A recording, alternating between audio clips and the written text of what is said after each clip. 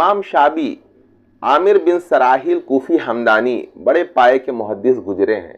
ان سے کسی نے پوچھا کہ آپ کو اتنا علم کیسے حاصل ہوا؟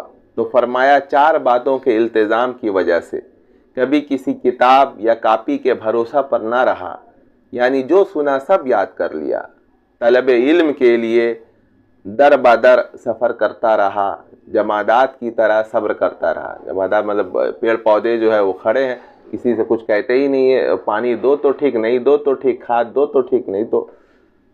میں بھی بھوک اور پیاس پر صبر کرتا رہا، کوے کی مانند صبح سویرے اٹھتا رہا، یعنی بہت کم سوتا رہا، تب جا کر اتنا علم حاصل ہوا.